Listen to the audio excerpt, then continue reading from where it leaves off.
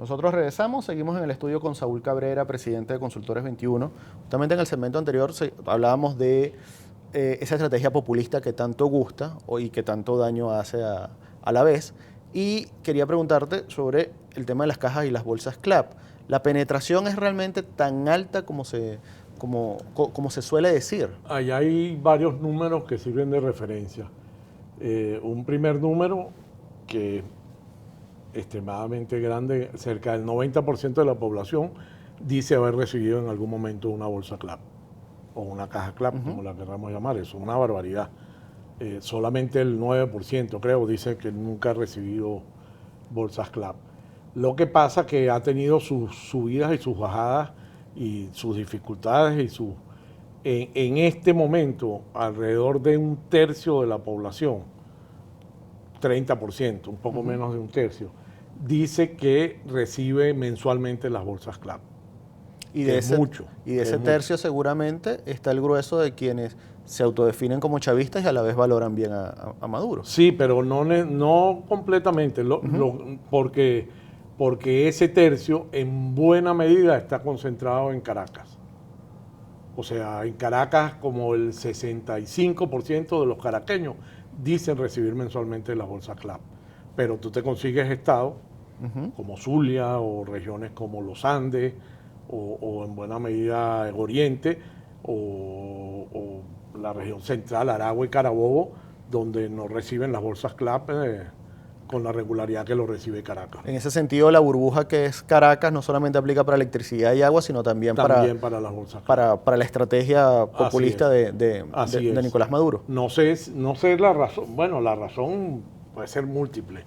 O a lo mejor es que en Caracas el que se encarga de eso lo ha logrado organizar muy bien. Vaya usted a saber. Pero también uno pudiera pensar es que el gobierno le tiene como susto a Caracas y a la reacción de lo que es Caracas o la región capital, pues digamos, todo lo que es Caracas, Miranda, etcétera, ¿no? Y que aquí hace un esfuerzo mayor por mantener contento a la población. Sin embargo, eso es mucho, porque que a un tercio de la población le llegue mensualmente eso, digamos, es mucho, pero a la vez no tanto, porque la gente dice que eso le alcanza como para 10 días de comida de su casa. Dentro de ese grupo de venezolanos que reciben con periodicidad, ¿no? Sí, periódicamente las bolsas o las cajas CLAP, esa bolsa o esa caja CLAP, ¿qué importancia tiene en su alimentación mensual? Como te digo, no le llega al 10%, al 12% de lo que consumen. Nosotros no preguntamos, es difícil preguntar. Alguna pregunta cualitativa hemos hecho en alguno de estos últimos estudios. Pero las bolsas CLAP normalmente no traen proteína, sobre todo la proteína animal, sobre todo las últimas bolsas que están repartiendo.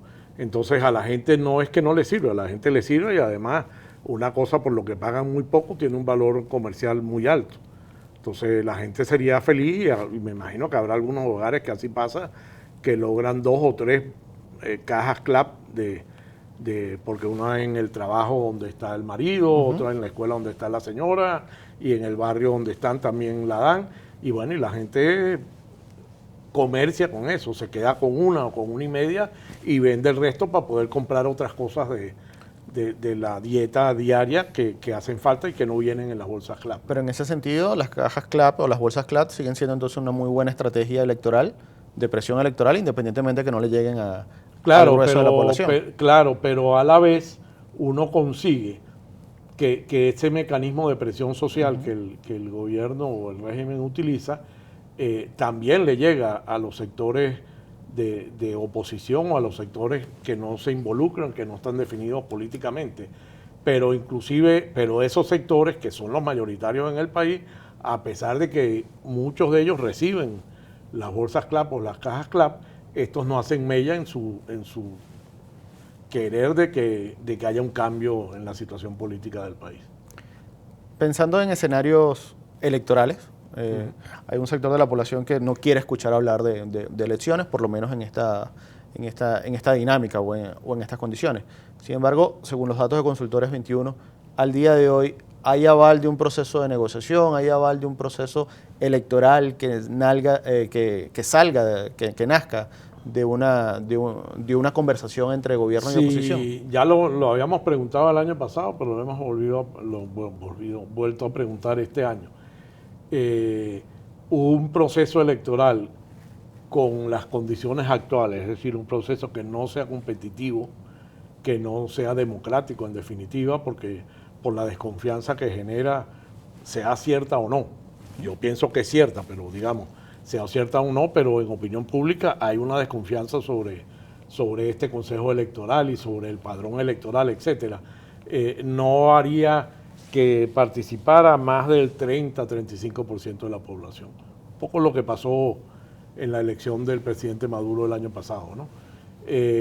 Si cambiaran las circunstancias, es decir, que hubiera un proceso democrático o competitivo, como se dice internacionalmente, unas elecciones competitivas, pudiera ser que terminara votando lo que es normal, cerca del 70-75% de la población, teniendo en cuenta de todas maneras que estamos evaluando, y ahí volvemos un poco a tu pregunta del principio de la migración y la diáspora.